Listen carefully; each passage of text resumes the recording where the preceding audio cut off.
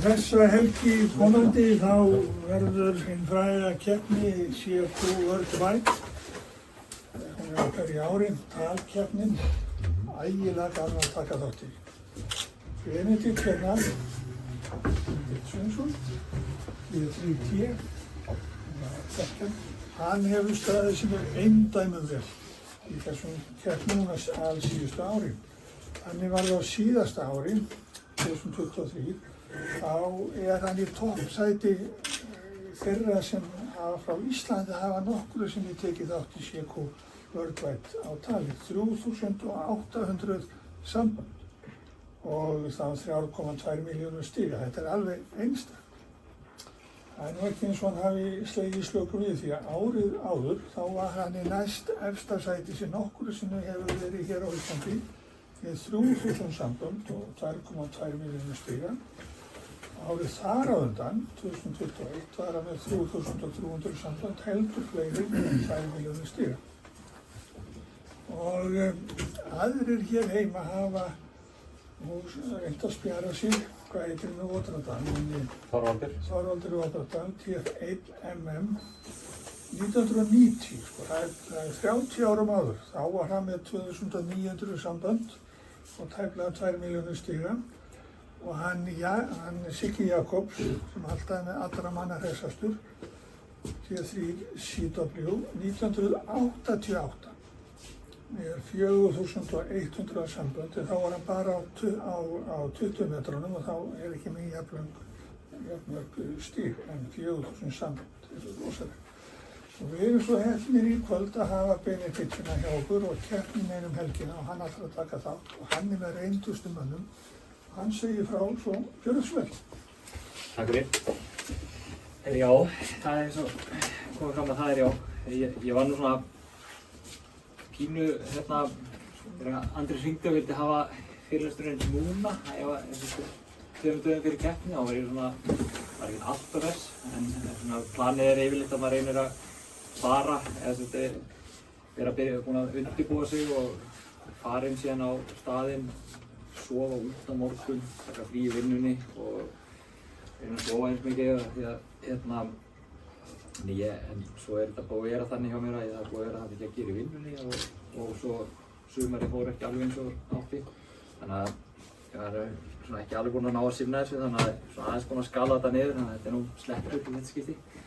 Þannig að hefur þetta verið svona ritual í kringum keppnina að það er engin vinna fyrir síðasta lagi á fimmtudag, þannig að slaka á föstudaginn alveg, gera neitt, ekki fara og klifra upp í einhvern turn eða eitthvað, þá var maður þreyttur og með þessi í kurtarinu.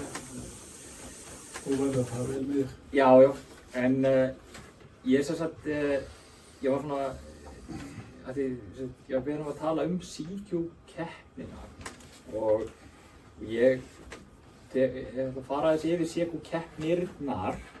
Þetta eru sem sagt, ég er ekkert neitt rosalega mikið svona sögukall eins og sumir, þannig að það er heilmikið saga á bak við þetta og það er hægt að lesa sig alveg endalaust gegnum þetta.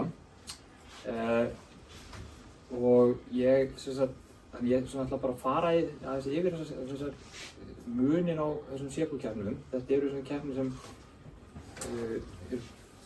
eru nefndar, ætli að sé ekki í CQ sem blaðið sem hefur haldið, þeir sem eru á bak við CQ magasín hafa haldið þessar keppnir, birt niðurstöðuna þar og ég þekki ekki alveg söguna þar á bak við og ég hef svona aldrei pælt neitt mikið í það. Ég ætla bara, þetta verður bara svona meira svona bara dýfum okkur í og skoðum bara þessar keppnir, muninn á þeim og svo ætla ég náttúrulega að tala mestmegnis drottninguna sem er CQ Worldwide, sem er núna, fómhlutin er núna helgina og svo er sem sagt CW-hlutin eða MOS-hlutin eftir mánuð.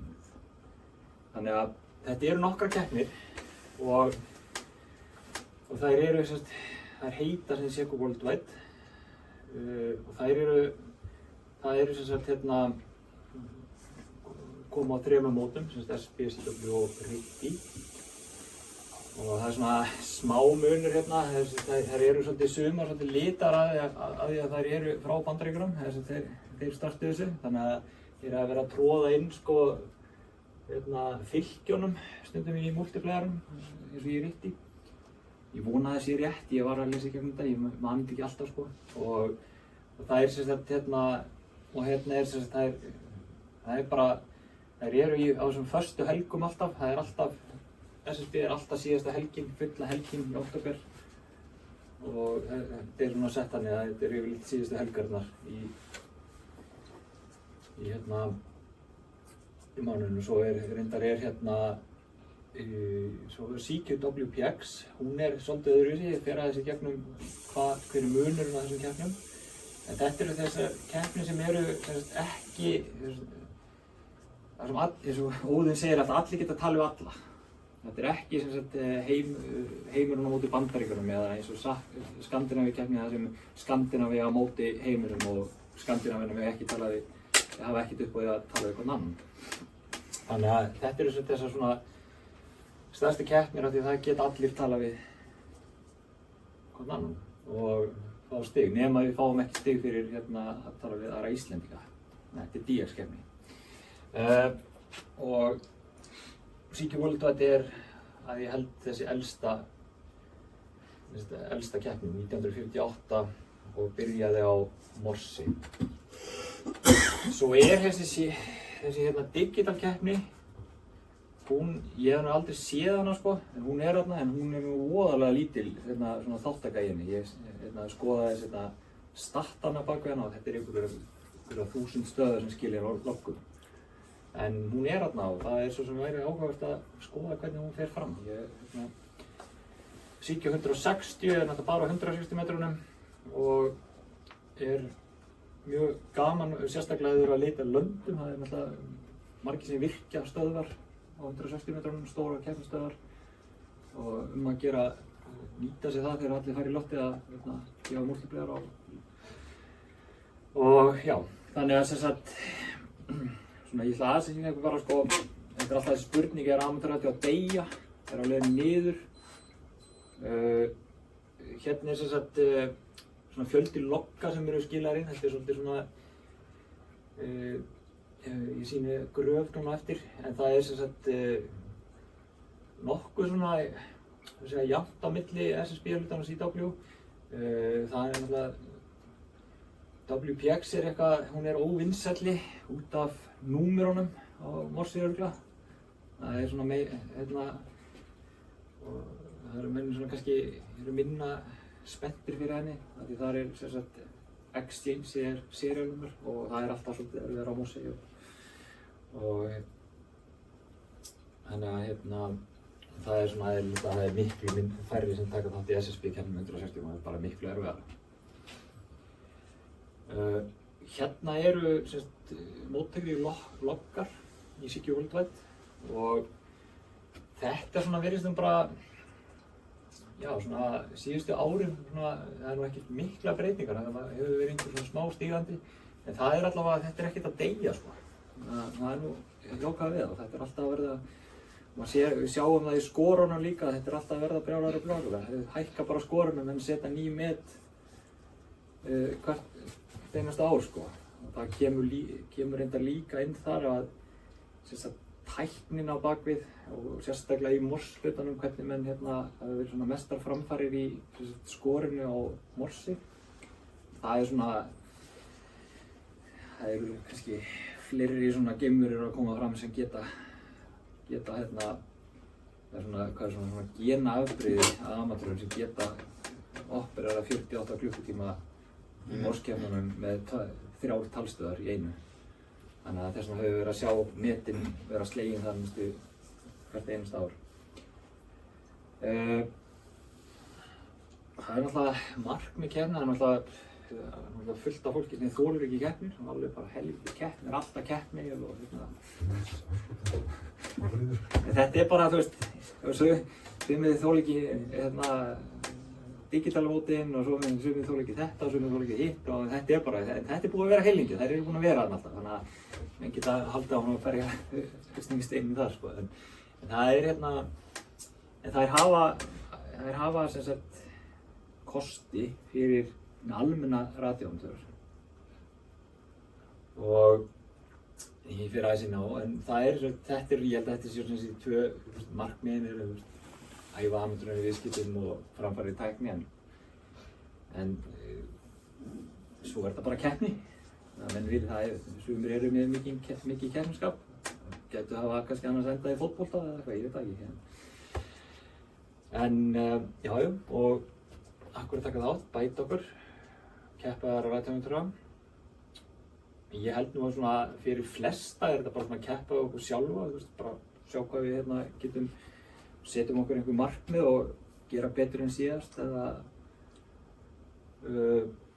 og verða betra. Og ég hef svo sem séð nokkra íslenska ræðtæmundurra sem hafa byrjað rólega og eru orðnir bara alveg fantagóðir. Og þetta er stígandi og þetta er sérstaklega erfitt á morsi, þetta er alveg brjá. Ég er alltaf að bíða eftir að það séu fleiri svona run amatörur sem kalla seku.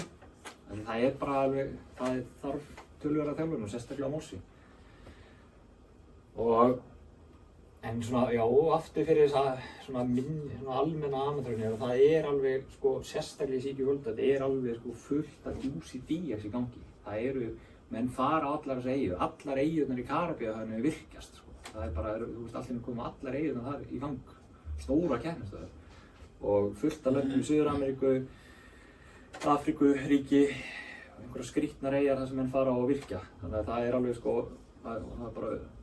það er virkilega svo Guðmundur bróðir, hann situr yfir þessu hverjir eru búin að annonsa, það er alltaf að virkja einhverja eyjar og alveg situr, og sérstaklega fyrir keppnina, því það er oft svolítið erfitt að ná þeim í keppninum, en þeir eru þá oft að prófa og æfa og bara að fara í loftið. Það er alveg sérstaklega fyrir keppninar mjög gott að ef þeir eru að eldast í DX, að skoða hverju í loftinu. Það poppar allt inn upp einhver eyja með tiltölulega sterka stöð. Þetta er,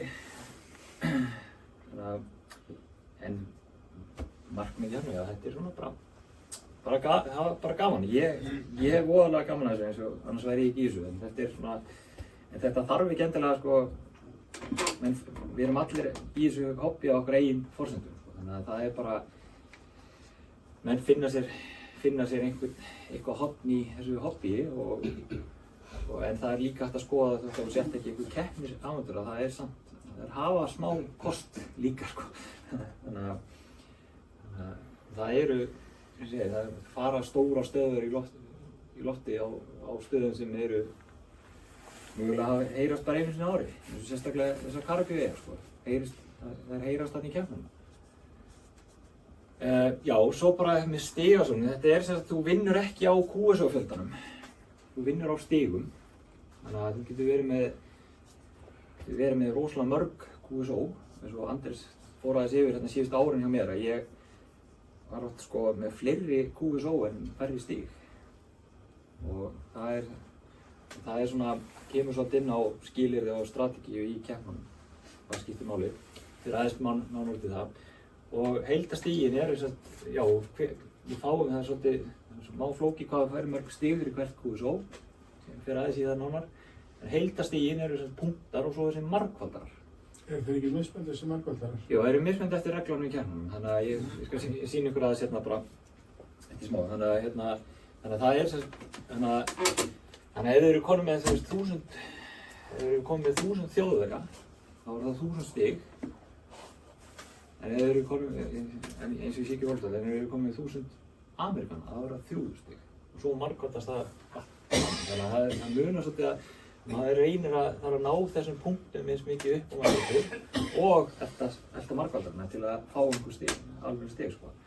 Þannig að stórt að sitja bara á Evrópupælu upp í alla keppnina, það gefur ekkert mikið.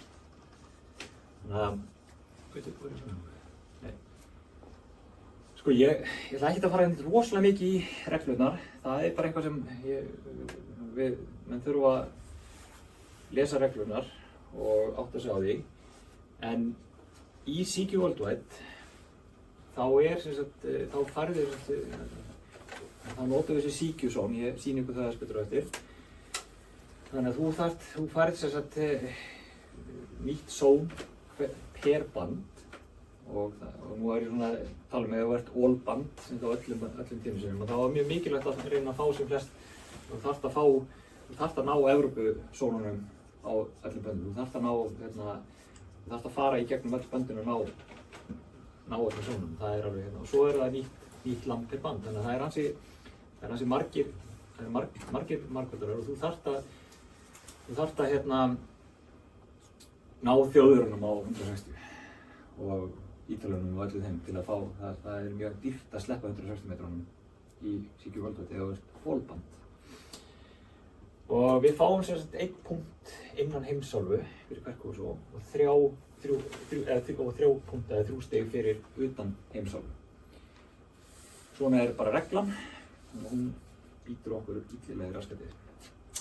Þannig að við fáum, sem sagt, svo er einhver sér Norður-Ameríku-regla sem ég hef nú aldrei almennilega skilið en það er á milli Norður-Ameríku landsvæða eða væntanlega Kanada Bandaríkin og Kanada, þeir fá 2 stig fyrir hvert KSO. Ég vil núna, þú sér regla hjá þeim. CQ World WPX, þar eru margfaldarnir bara prefixin. En þú færði bara einu sinni, þannig að þú getur ekki deltalíma einu sinni hverju, þú færði bara einu sinni þann margfaldarinn. Deltalíma 1 kemur bara einu sinni, það skiptir ekki máli á hvaða bandið það er. Þannig að ef þú ert á öllum böndum, þá færði bara deltalíma einu sinni. Þannig að og svo er þetta svona eftir pínu flóknara því þeir gefa sem sagt hærri punkta, þeir gefa 6 stig fyrir KSO á 160, 80 og 40. Þannig að það er svona, það er fínt að vera ná samböndu sérstaklega á neðri böndunum í WPX. En þetta kemur svolítið inn á strategíuna.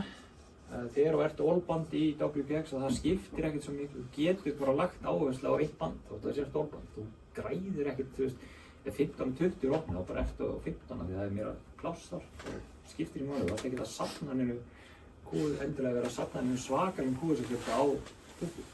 Þannig að það er ekki, þess vegna finnst mér þessi keppni ekki nærri eins áhugavert og spennandi því að það er í rauninni bara, ef þú ætlar að ná árangur í þessi keppni þá er þetta bara run og þú ert í rauninni eiginlega ekkert að elta. Þú ert eiginlega ekkert að reyna að finna einhverja markvöldara. Þeir eru bara keyri bara á eins mikið að kúa sem hún getur.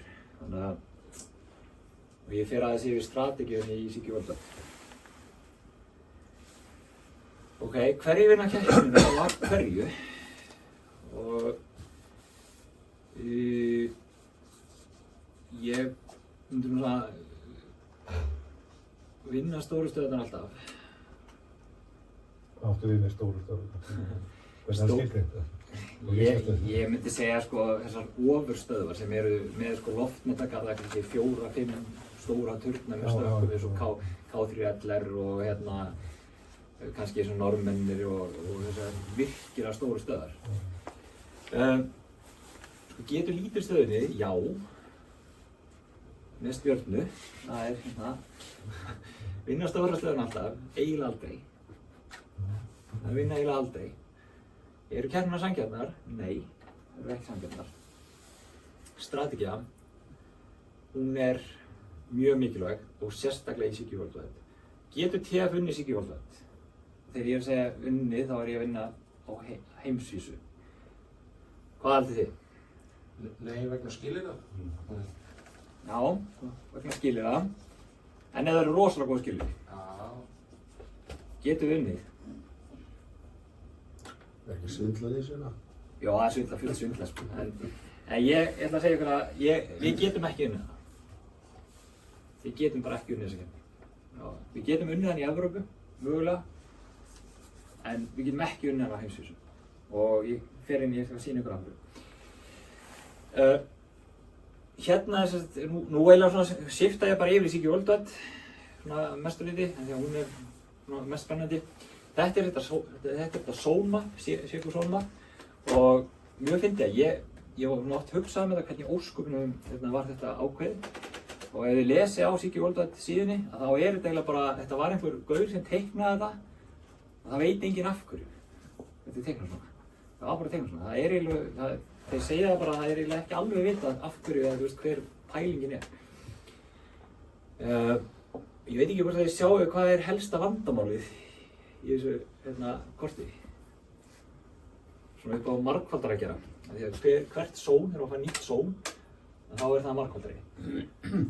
Ef við skoðum bara Bandaríkin eru bara 3 zónir rauninni. Og eiginlega langt flestir aðventurinn í 4 og 5. Þannig að ég rauninni alltaf þegar bara í 90% kannski 50% af kannski 2000 Amerikana og þeir eru bara sjón 4 af 5. Það er bara 4 af 5, 4 af 5, 4 af 5, 4 af 5. Þannig að það er sami með Evrópu. Við erum með Bretland, Frakkland, Spán í 14 og Þýskaland. Þannig að það er eiginlega bara alltaf 14. Þannig að það er alltaf bara, þannig að við fáum ekkert neitt rosalega mikið af margfaldur. Það er engin munur á, það er bara Evrópa, það er bara 14. Eða 15, Ítalandi og svo Austur-Evrópa í 20. Þannig að þetta er bara alveg, þetta er svona frekar fúlt sko, upp á það að gera. En Sigvaldi hefur bara eiginlega ekkert breyst og þeir halda henni mjög óbreyttri bara til þess að hafa einhverja samfellu í þessu. Vanandi, að við geta borið saman stíginn og þú ert að bera saman getur svolítið borið saman keppnina fyrir 20-30 árum og núna það er engar stóra breytingar í reglunum. Það voru, ég held að séu 2012 sem var smá reglugerðarbreyting en það var svona meira við að skýra hlutina en það var voða lítið krukkað í reglunum. En það er einn kostur, við erum í zón 40 með Grænlandi og Svalbarða. Þannig að við græðum aðeins af því. Þannig að við erum tvöfaldur multiplier fyrir flesta. Við fá Ísland og síðan zón 40. Þannig að við erum alveg töluvert vinsælir í keppninni. Þannig að það er menn sækjast í að ná okkur. Og erum mjög ánægðir þegar þið farið í keppninu og gefið Tanga Fox sko. Því þá fá menn zón 40. Mjög ánægðir með það. Ok, hérna kemur vandamálið. Ástæða fyrir við getum ekki unnið þessi keppni. Að síðasti dálkurinn er meðaltali af, og þetta er í Sigvaldi, þetta er meðaltali af punktunum. Þannig að þetta er Grænhöfðaeyja, ég fyrir sé og þetta er ég. Það er ekkert að spá í QS og fjöldan, en þið sjá að hann er eiginlega í meðaltali að fá eiginlega fá bara 3 stig alltaf. Og ég er bara að slefa upp í 50-50 kannski á 20 og 15. Og 40 og eins og 80 er bara 1 stig, það er bara Evrópa. Það er bara þýskar Þjóðverjar og þeim að koma bara 1 stig. En þeir eru bara í 3 alltaf. Og Er þetta meðal stigafjöldi per samband? Nei, þið taka bara hann er með 600 punkta og 800 QSO. Þá færðu bara meðaltalið sko. Þannig að Já, þessi punkta per QSO. Já, við erum, því að Evrópa 1 stig, Bandaríkin 3 stig. D4C er næstu bara með, þetta segir bara að þeir fá alveg 3 stig fyrir hvert einasta samband. Og þá er spurningin af hverju það er. Og það er af því að Grænhöfðaeyjar eru þarna í Atlantshafinu, en þeir eru í Afríku. Og þess vegna þeir sem hafa unnið þessar keppnir eru, til dæmis, Kanaríeyjar. Kanaríeyjar eru náttúrulega, þegar tilheyra Spáni, þeir eru með sitt eigið prefix. Þegar þeir eru á Kanarí þá færðu 3 stig fyrir Þjóðverja. Við fáum 1 stig. Þannig ég tók þetta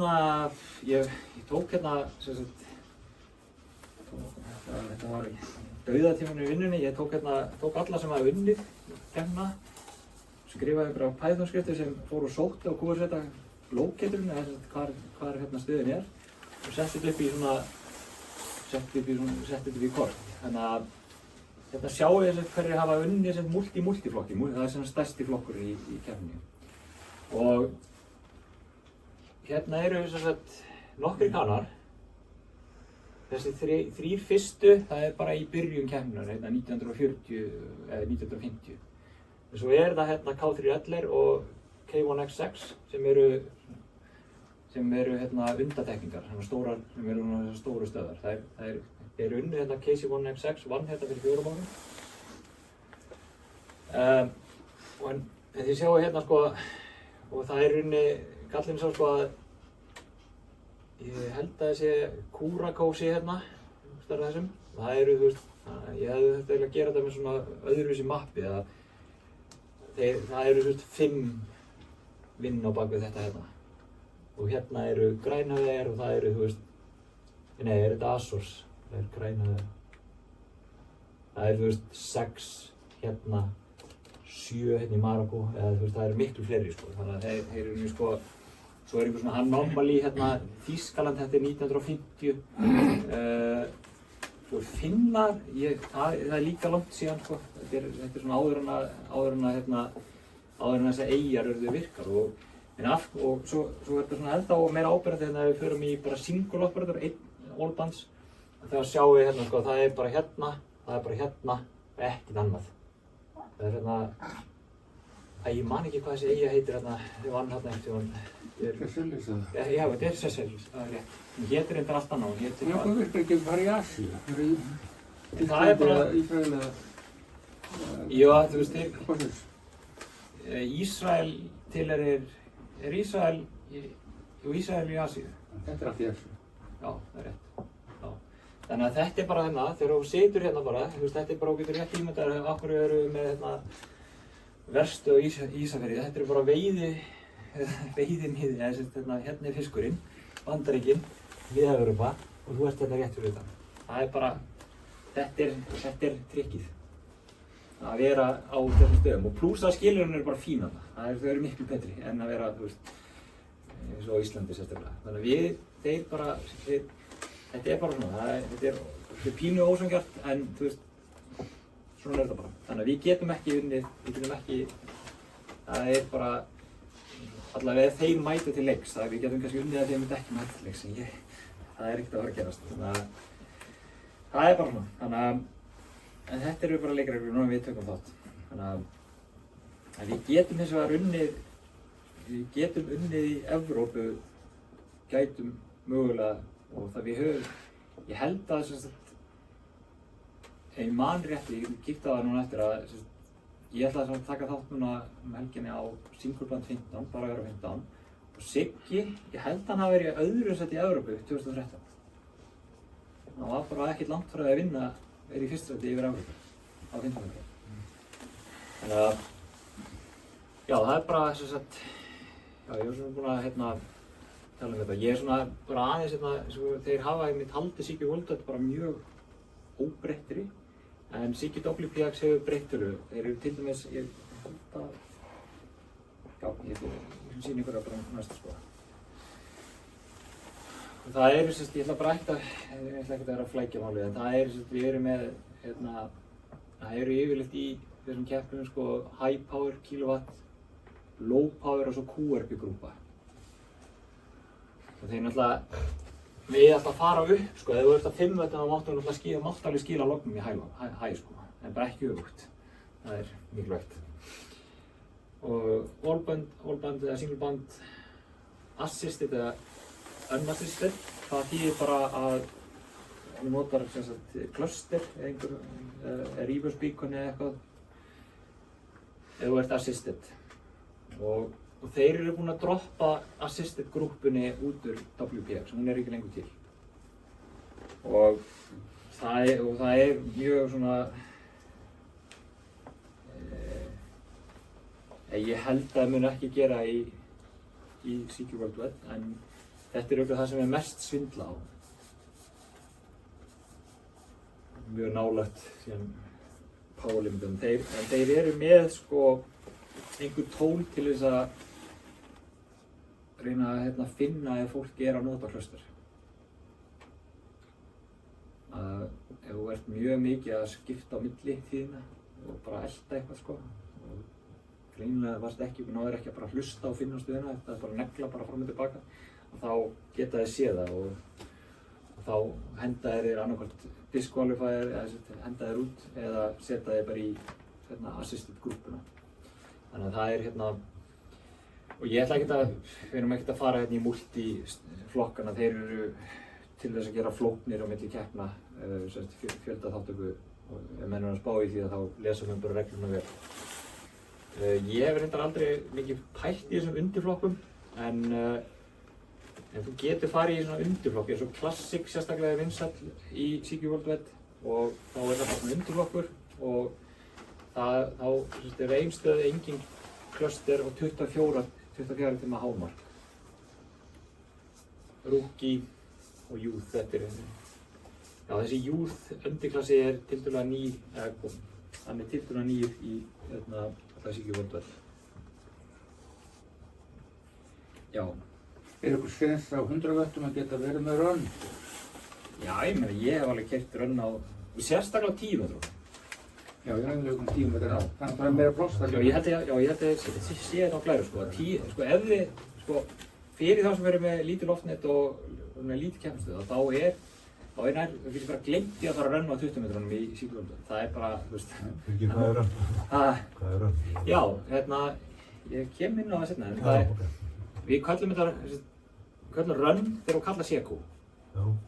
En við kallum þetta SOP eða Search and Pounce þegar þú ert bara að leita og kalla. Leita og kalla með Pounce. Þannig að rönn fyrir okkur er, þú veist, að kalla CQ.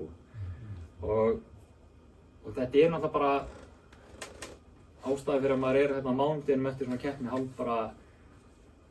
í hálfu geðrofi, sko. Maður heyrir raddir og kallmerki og þú ert bara, þú finnur þig einhver tíðni og það er stöð við hliðina á þér, 5 metrur frá og líka fyrir ofan og svo kom einhver að kalla yfir þig og svo er allir að kalla í þig og þú gerir þetta í 40 tíma eða eitthvað yfir helgina, þetta er bara rugl, sko.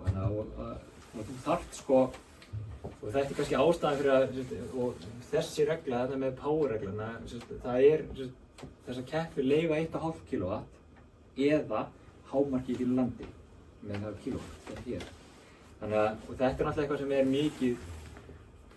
mikið svindla á, þess að menn er að keyra meira afl. Og af hverju viltu keyra mikið afl í þessum keppnum? Það er bara, þú veist, til að fá smá olnbogarými hérna til að halda tíðninni og halda mönnum frá. Það er ekkert endilega heyrist neitt miklu betur í þér, en þú ert bara, þetta er bara, þú ert að, menn, það er, ég hef lent bara í, sko, alveg hérna, maður hefur lent í, sko, leiðilegum svona atvikum í þessum keppnum, sko, þar sem rifist hérna við ámyndur sem maður þekkir og hefur hitt, sko, þannig að þetta er, sko, þetta er alveg rosalegt, sko, þetta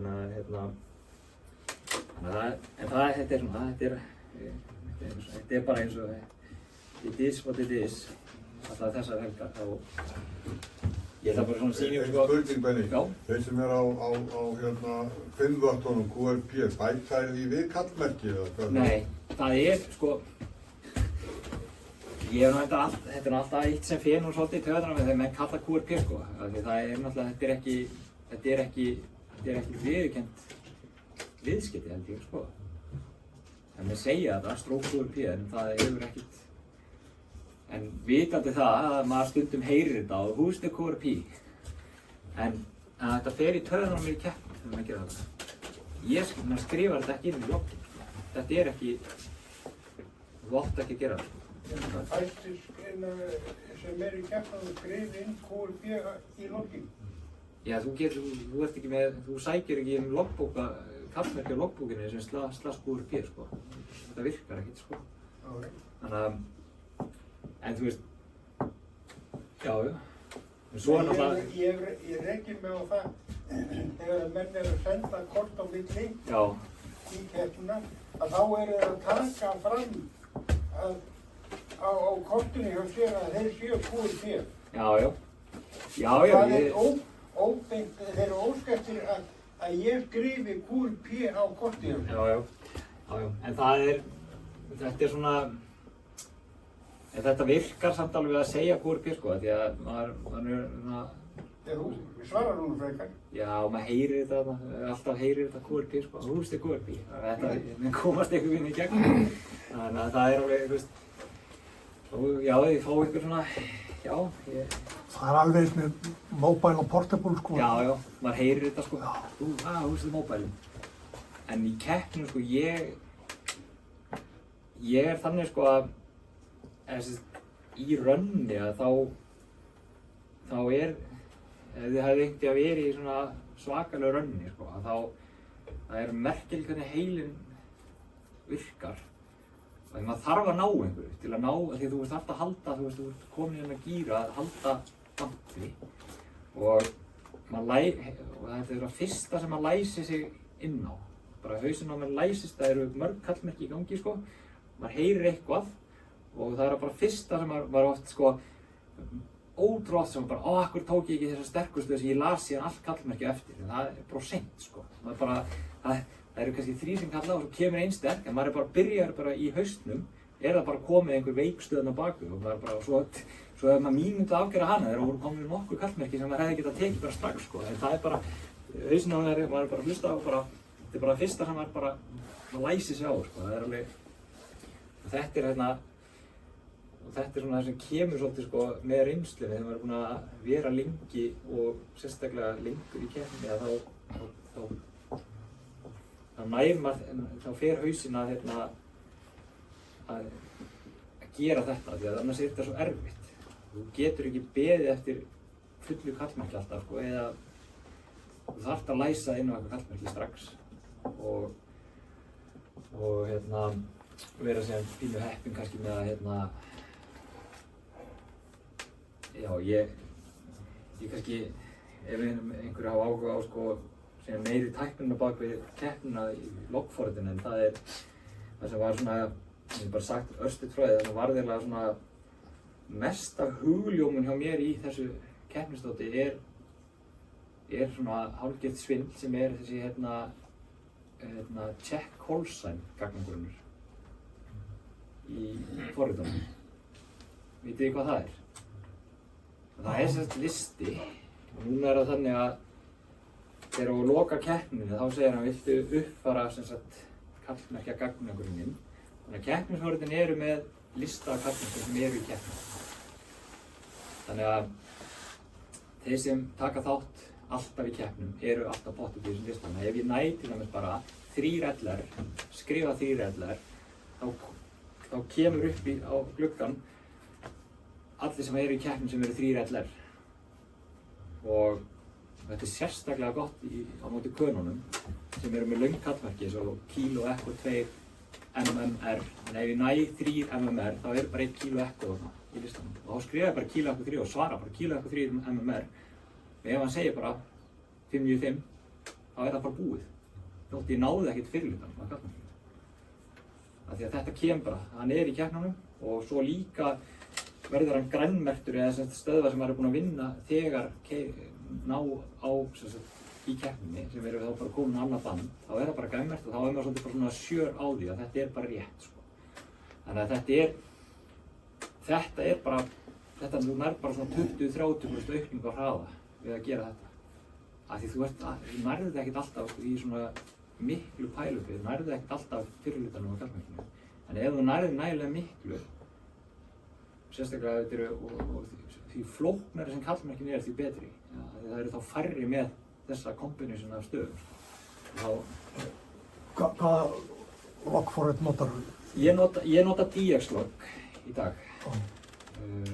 En enn einn MMR með þetta líka. Já, og hann flaggar á kallmerki sem hann hefur ekki séð áður. Já, það kemur alveg. Bara að fara í gegnum. Já, hann alveg flaggar því að þetta er eitthvað skrítið þannig að þessi hefur aldrei verið í keppnum áður, þá var maður svona ekstra varkár sko, eða loggan sko, og spyr kannski, segir það kannski aftur og svona sko, og þannig að loggforritin sko, en þetta er svona, ég er kannski svona, ég horfa yfir hópina, þetta er svona fæstir sem keyra rönn allavega. Við erum ekkert svo margir sem eru virkilega að keyra rönn í þessum keppnum og við þurfum að auka það, að fá það er svona alltaf þessi draumur að við getum prófa einhvern svona meiri fjöldaþáttöku í þessum keppnum sem er mjög gaman, þannig að það vantar. Ég tók eftir einu fyrir löngu síðan að það var gíra var í keppni. Já.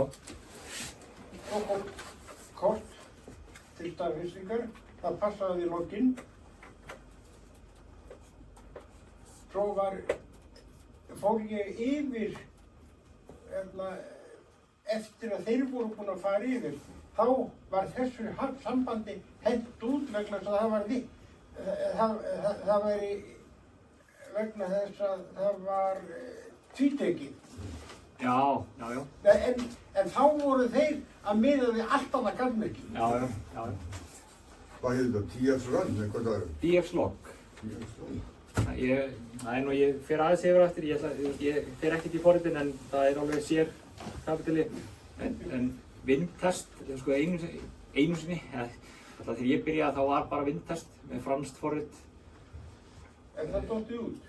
Nei, en það kostaði og svo langar mér verði nú einhvern veginn að heyra söguna en svo var það eiginlega, það heitir Krassi hérna, þeir keyptu, ég veit ekki, þetta var alltaf allt í nú byrtist þetta DX Log forrit, lítur alveg nákvæmlega eins og vindtest en það er forritað í Microsoft, hérna, .NET Framework og því dótið sko alveg allt öðruvísi en það lítur nákvæmlega eins út. Og það er í alveg sko fullri þróun en vindtest sko, menn voru svo ósáttir við frakkana, þeir voru mjög franskir svo bara forritið er orðið fínt við ætlum ekkert að það er orðið bara virka bara vel þannig að þeir settu voða lítið púður í að halda áfram þróun á því það tóku peningar á þeir enda en N1MM er náttúrulega það er frýtt N1MM Plus heiti í dag og var endurskrifað og það er alveg í fulli virkni. Ég segi þetta oft sko með, þú veist, þegar fólk spyr hérna hvaða logforrit finnst þið best sko, ég vil þeirra fyrsta logforriti sem þú notar. Þú venst í og svo hatar allt annað, getur ekki vanist neinu öðru. Þannig að ég byrjaði í vindtest og þannig að það var auðvitað að fara yfir í DX Log og ég bara, N1MM bara, ég fæ bara grænar þegar ég sé það sko. En stundum neyðist maður til að skipta sko. Já. RCK Log er ekki lengur til, bara það var mitt fyrsta. Já, það er bara svona, ég er í svona einhver svona mjög sérstökur sambandi við HRD, þessi Hamriti Deluxe, sem er sko, ég nota það en ég hata það á saman tíma. Ég bara, en það var bara því ég nú byrjaði að nota það, þetta var fyrsta logforriti sem ég notaði og þannig að en DX Log, ég er alveg í endalausu ströggli með þetta sko, því að þegar ég neyði menn til að nota DX Log þegar ég kom austur til mín og það er alveg, minn væla eins og stungni grísir hérna. Ég lenti bara í einhverju svakari vesen að setja þetta NNM sko, það virkaði ekki með þessu Windowsi og þetta var endalaust eitthvað rugl sko. Allt of flókið fyrir, allt of Eitt markmiði með sko framleiðsluna á því var að það væri Microsoft standard. Það er allt Microsoft í því sko.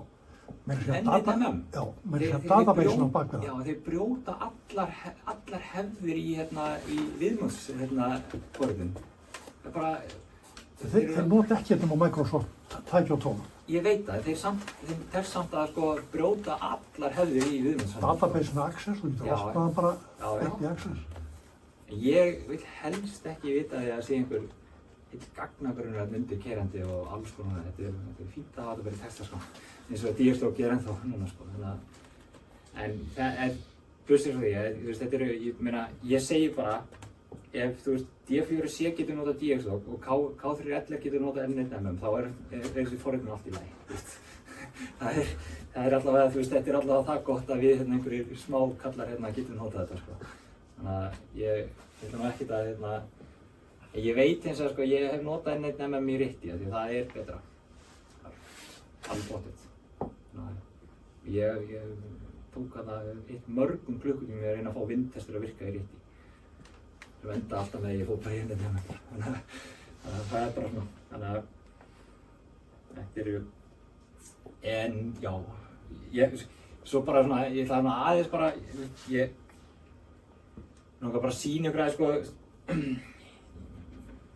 ég talaði aðeins sko, ef þið skoðið sko, þegar við varum að skoða skorinn aftur í tíman, af hverju sem sagt, við höfum verið að hækka svona mikið í skorum, sérstaklega eins og CW og í þessum og þessi multi-keppnistöðum. Þegar menn byrju í þessu, eins og multi, þá máttu vera með 6 stöðvar í gangi í einu og á hverju bandi og það með bara keyra rönn, allar kalla CQ. En það svo gríðarlegu munur á stigasöfnun í dag og það var og ef Siggi CW væri hérna með okkur núna þá gæti hann sagt ykkur frá því þegar hann var núna hérna fyrir ári síðan á Grænhöfðum í D4C að reglan er alltaf í öllu að þú máttu vera með 1 merki á hverju bandi. Ef þú ert single lock 1, það má bara 1 merki vera í gangi. En til dæmis eins og í single lock þá það er ekkert limit hvað þú mátt skipta hratt band. Þannig þú mátt bara skipta eins og þú vilt, sem þýðir það að þetta fyrirbæri SO2R, Single Operator 2 Radius, var til. Menn held að þetta væri eitthvað svindl á reglunum, en þetta er algjörlega eina regluna. Regluna segja að þú mátt skipta eins hratt og vilt á milli banda. Sem þýðir það að þú bara, eins og við gera þetta í CW núna, Single Op-görðunir, að þeir eru bara með þess að 15 metran í þessu eira og 10 metran í hinu eiranu, 2 stöðvar og á meðan þeir eru að svara stöðinu á 15 metranum þá eru þeir að hlusta eftir kalli á 10 og svo skipta það bara á milli og svo svara þeir á 10, hlusta. Gera þetta bara í 48 tíma og labba bara út eins og ekkert það í skorist. Þetta er náttúrulega bara, þetta er náttúrulega rugg, það er kannski séð myndbund að þessu. Þegar þeir eru að afgreiða á Morsi sko alveg bara 2 stöðvar og það var nú bara þannig að þeir eru hérna 2 topparnir í Morsi, sem sagt Daniel Craig, N6MJ og hann hérna Chris Herbert, KL7A. Þeir hafa farið alltaf, sem sagt Chris hefur farið á hérna Costa Rica og hinn hefur verið á Cayman-eyjum og þeir hafa bara átt þessa keppni núna svona mestmegnis síðustu ár. En hann þurfti bara að hætta núna þegar hann var búinn með svona 40 tíma í fyrra. Hann Chris KL7A, að því að hann bara hausinn á hann bara svima og bara hausverkur og bara, hann bara vissi ekki hvað, hann var algjörlega bara out of it sko. Þannig að þetta er alveg svakalegt að sitja, að því að þessi keppni, CQ World Cup, leyfir þér sem einn operator að vera 48 tíma. WPX, þá máttu bara vera 36, bara 36 tíma. Þannig að til þess að ná árangri og vera samkeppnishæfur í þessum keppnum, þá þarftu að sitja 40 pluss tíma. Það er náttúrulega alveg brjálað. Þessi regla var sett einhvern tímann upp úr 2000 með sko 1 merki frá stöðum. Já, það getur verið að þeir hafi svona... Þeir tók þetta svo frjálslega Marti og þeir á Canary. Jeps. Þeir skilgreindu það sko að þeir mættu vera með 1 kíló á hverju loftneti. Já. Það þurfti að setja einhverja sérreglu út af Marti, einmitt. En það sem, svo er viðbótin sem varð allt í einu rosalega vinsæl og er núna, ef við ætlum að ná árangri í multi-keppnum, að það er eins og Siggi á D4C, að hann opereraði einhver stöð sem heitir inbound. Og þá ertu komið með þessar 2 stöðvar, þessar rönnstöð hérna eru þetta 2 inbound stöðvar og þetta er alveg þekkist alveg. Og með eina stöð sem kallast CQ og meðan hún er að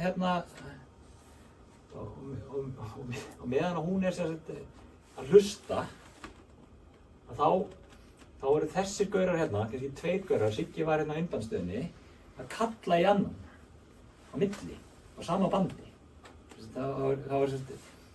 Þannig að hann er að kalla CQ og þetta leyfi slagsmálum á milli þeirra sem eru hérna rönn og innband, að rönnstöðin þarf að hægja þess á sér, ekki kalla bara á afgreiða fullu og þeir eru síðan að kalla í aðra stöðar og þeir eru oft með 2 gaura eða 3 jafnvel á 20 metrónum og þá eru þeir að sjá því nýja múltiplega, það er TF maður og þá kalla þeir bara á meðan hinn að hlusta, kalla, gefa þeir kall og svo þurfa þeir að bíða eftir að rönnstöðin sendir, þegar þeir mega náttúrulega aldrei senda á saman tíma.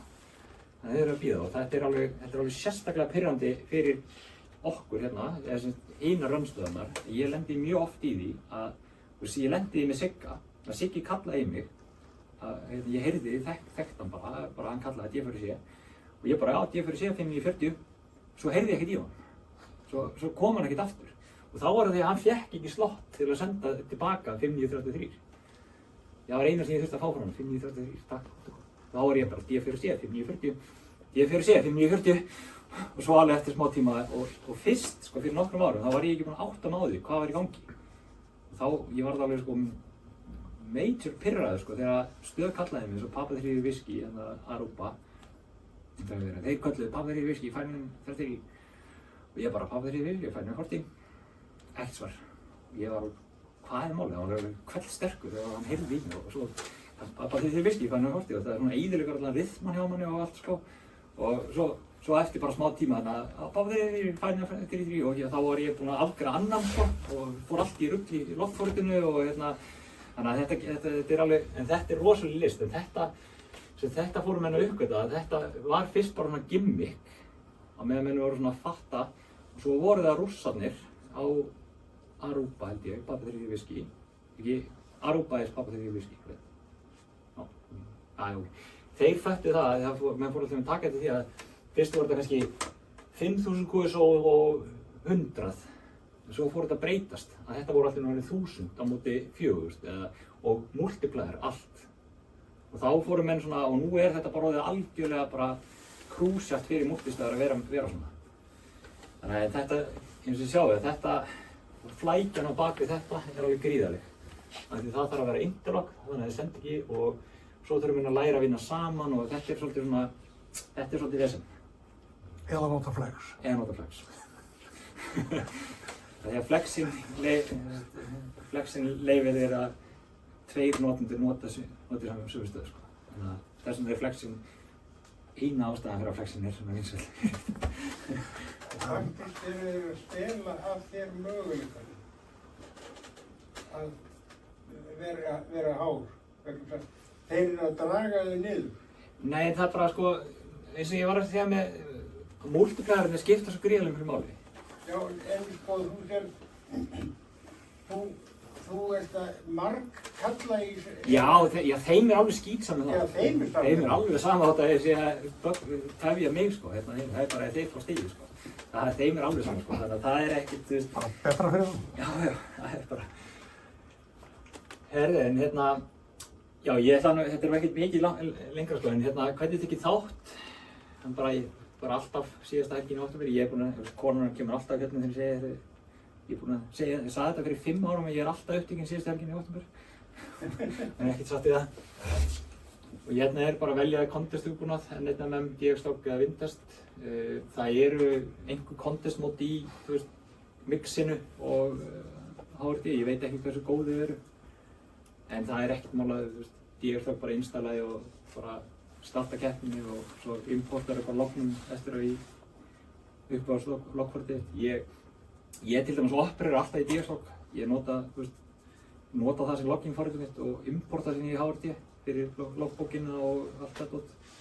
Þannig að skoða contest-kalendarið. Ef ég googli bara contest-kalendarið þá get ég skoða sem dagskrána. Það er alltaf einhverja keppnir.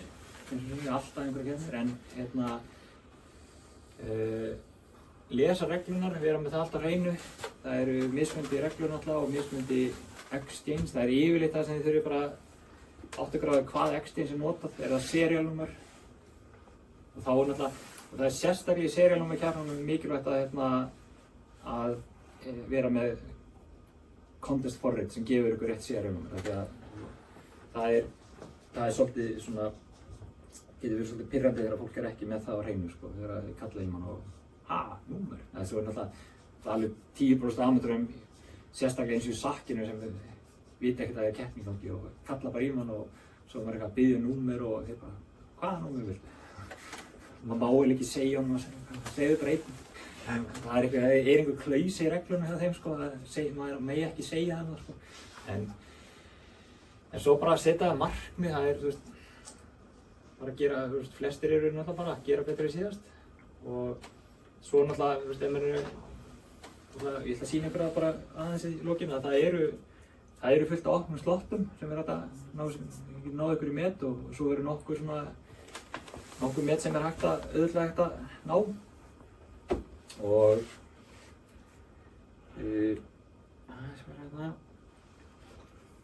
og ákveða hvort þið ætlaði að vera á veiðum, Rönnu vs. Swords and Pounds. Og þetta er það sem ég er búinn að fara yfir, mjög erfitt í stóru keppninni að kalla Seku með lítið loftnet eða low power. Það er mjög, nema 10 metrarnir, þið hafið alveg 10 metrarnir alveg popularast alveg upp í alveg upp í 2900 alveg og upp í FM-bandið þessana sko, þannig að þið geta alveg bara fundið ykkur tíðni þar sko, það er ekkert mál. Og Siki World þetta er skemmtilegast því það er bara 5 og 9.40, það er eina sem ég segi, 5 og 9.40 og loggið. Og það er enginn sem, og eins og sáðu sko, það er 8 mann sem sendir logga, það er enginn sem segir að þið þurfið að sendi logg sko, fæstir gera það. Þannig að en það er alltaf gott þótt að þið vilja ekki endilega, en það er að gera sendin logg og allt, þó svo ekki sem ekki nema checkloggur. Af því að, það er Það er nú gróft að senda ekki logginn sko því að stöð sem að hefur mann sem tvöfaldan multiplæði fær ekki punktin eða það kemur ekki loggur. Jú. Þeir hafa verið með einhverja, ef þú ert mjög, ég hef lent í því að ég fekk frá CQ bara svona sjálfvirkt sko eitthvað svona reprimand varandi að ég var með svo mikið af unique kallmerkjum. En það er svolítið svona okkar að við erum TF, að við erum náttúrulega, það eru margir sem kalli okkur sem ekki keppni. Fullt af unique og... Já, það er rosalega mikið af kallmerkjum sem höfðu bara eitt samstætt keppni, sem sást hvergi annars staðar. Og öll með seriál nr. 1. Já. Hvað er S&P? Swords and Pounds. Já, Swords. Já, veiða. Já, veiða. Það er bara, þá ertu bara að kalla sko, kalla ístöðar sem að kalla Seku. Þannig að Rönn Seku. Já, þannig að þetta er svona bara og hérna er bara aðeins upplýsingar, það eru, ég ætla að sýna ykkur aðeins vefsíðuna bara, það eru og contest kalendarið. Það er best bara, ég googla alltaf bara contest kalendar.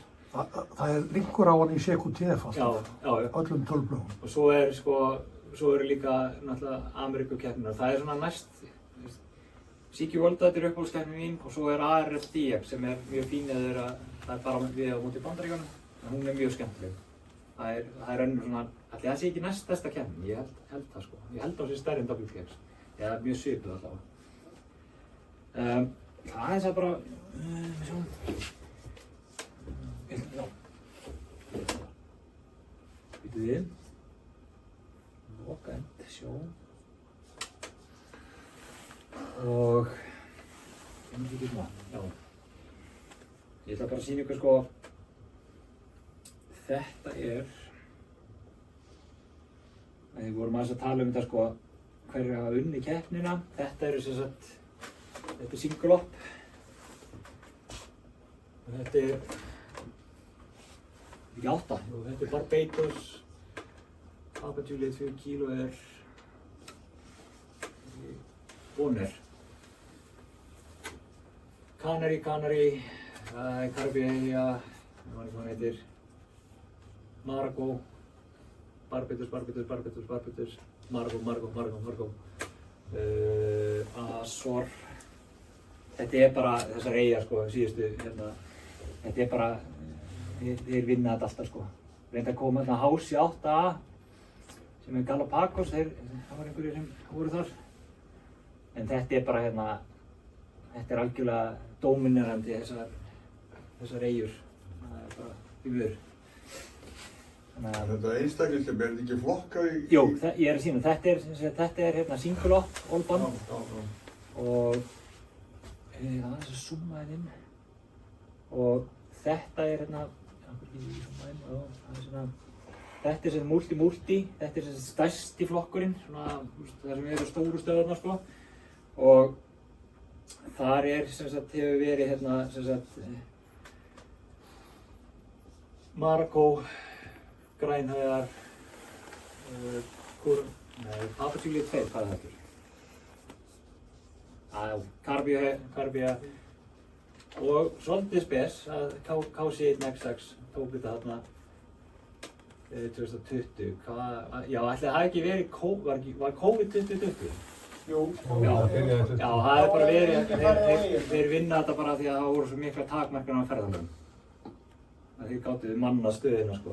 Þeir vinna þetta með, Já, og líka þið sjáðu bara hérna. 15 miljón punkta, þetta er ekkert með því hitt sko. Nei, þeir hafa ekki, það munar svo miklu að vera, þeir hafa bara, þetta er ekki, og svo er þetta bara aftur hérna, þetta er alltaf sögum görðum sko, þannig að þetta er, og þannig að þeir hérna, þetta er Gambía hérna tvissunum, og hérna, Tékkarnir, og svo 2008 vann K3LR, það er svona, það er multi, það náttúrulega rísastöð sko. En þeir eiga þannig þessi ekki sénsi. Og það er líka svona lágt skor. Já, ég veit ekki hvað hefur verið í gangi þarna.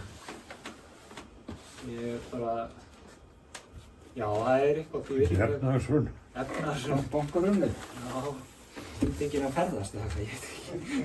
Það er eitthvað, þetta er sérstök ár sko, þannig að þetta er svona, hérna, og þannig að þetta er svona, maður sér þetta, svo þegar þú ferð niða sko í hérna seinna sko, þá er bara allt annað í gangi sko, en þetta er samt ennþá þessu, það er eins og Finnar hérna, ég veit ekki hvað þeir taka þetta 2 ári röð sko,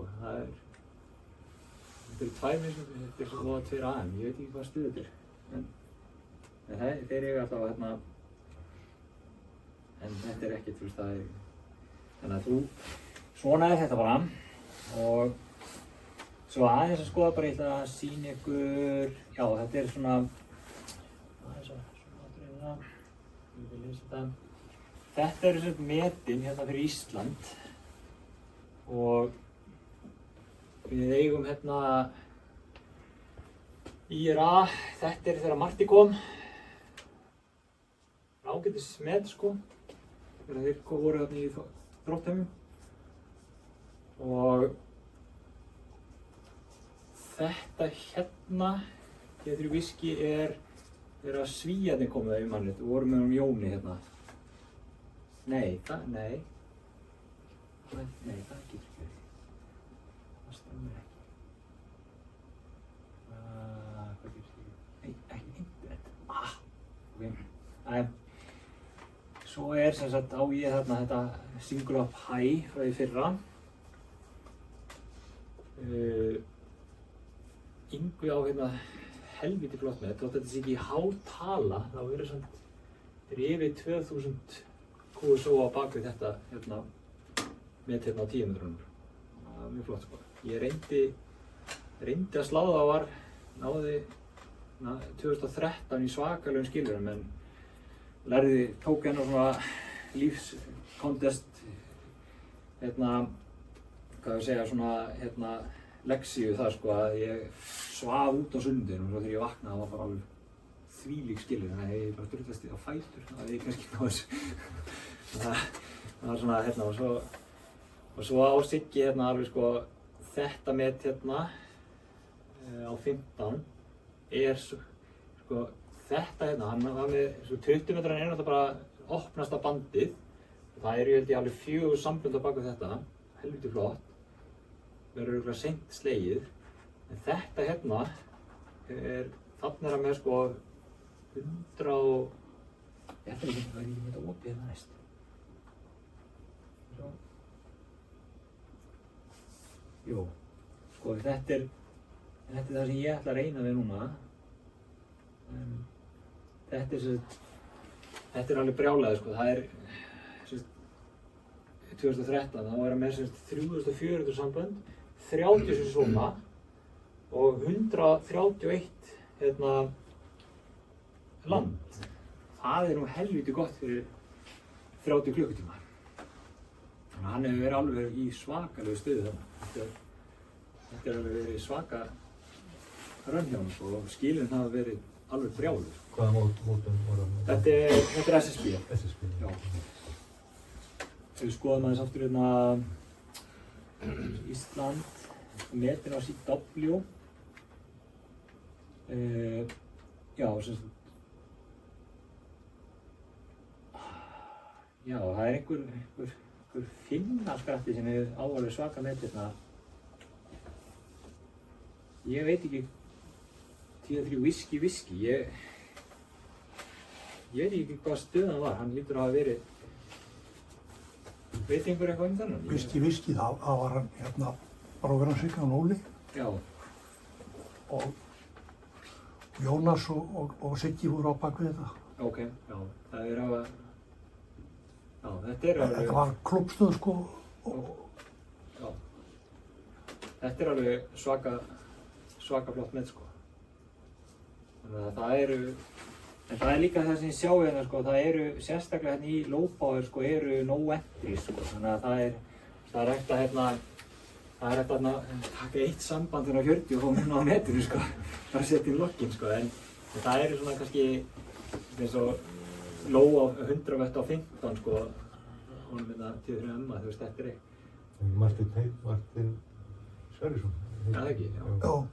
Það eru þarna gömul, þannig að það er alveg hægt að ná einhverjum metum sko. Þannig að það er alveg ýmislegt þetta að gera sko. Og Hver er SG? það er bróðir minn, Guðmundur Sveinsson.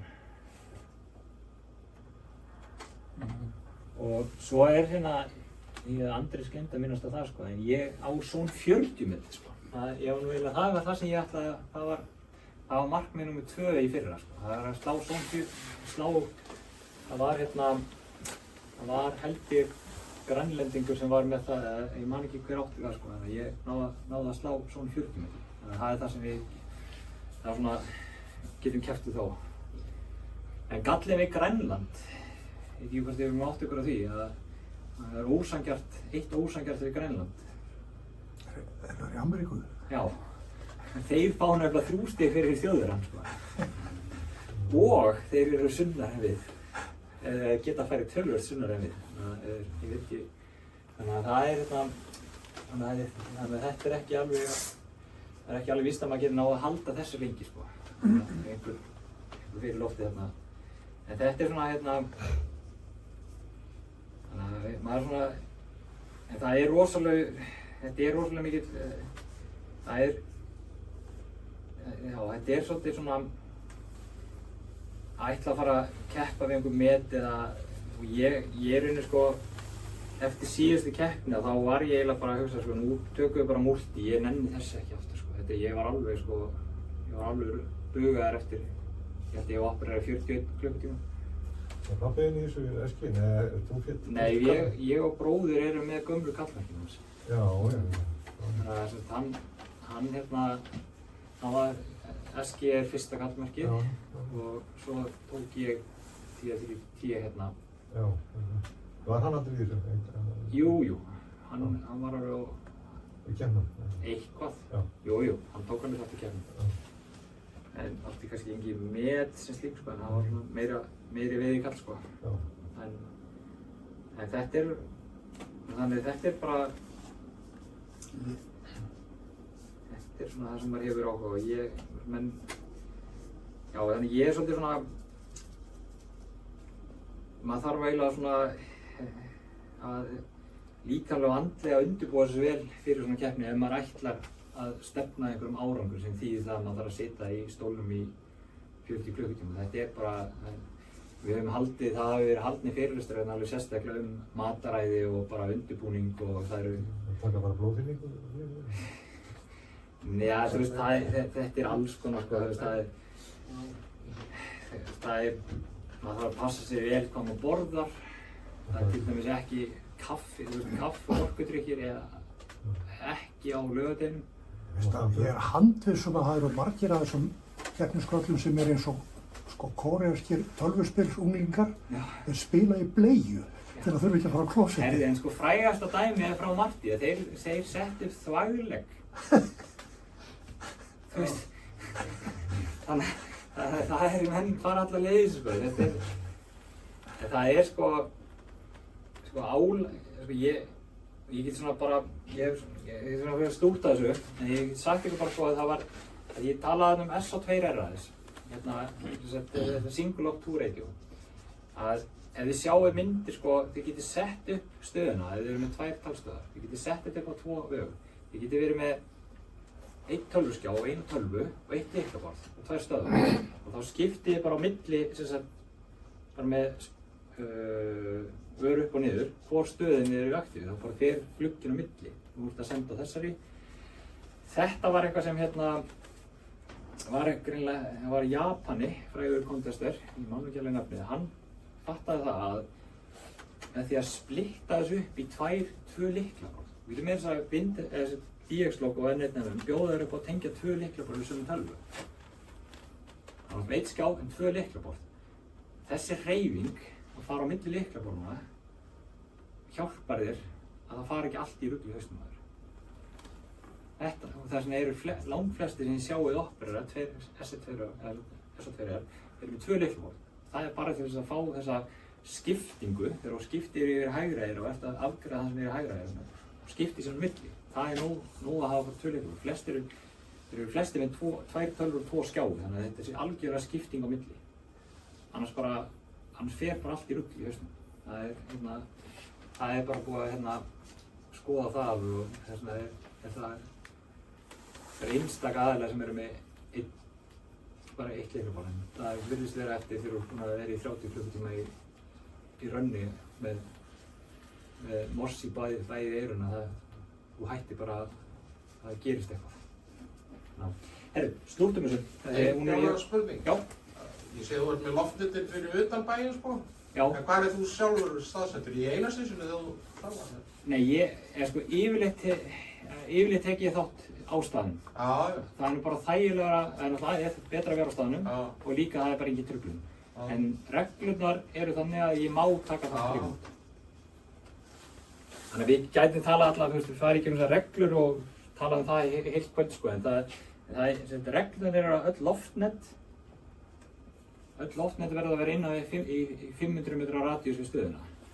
En það segir ekkert þetta var eitthvað, ég held að það væri eitthvað grátt svæði og túlkunaratriði, en það er búið að klippa það út að það útilokar ekki remote. Var þetta ekki sett þess að Marti var í Finnlandi en loftnetin á Aso? Já, ég held að þetta, uppalega reglan var bara sett til þess að menn væri ekki með allt og stóra stöðar. En bara nota benni, þið megið ekki nota remote receiver að móttakara. Það er andstætt reglunni. Bara svo það sé alveg henni. Því þá er það að fara yfir 500 metra. Þannig að það er ekki lögur. Það má ekki hlusta á bjargtöngum og... Nei, það er andstætt reglunni. En herru, ég kom svo vel yfir tíman. Ég verið að tala þaðar. Við getum verið að komið. Gunni, þakka fyrir. Lýkur það dagskrá kvöldsins og við tekur kaffi og samræður.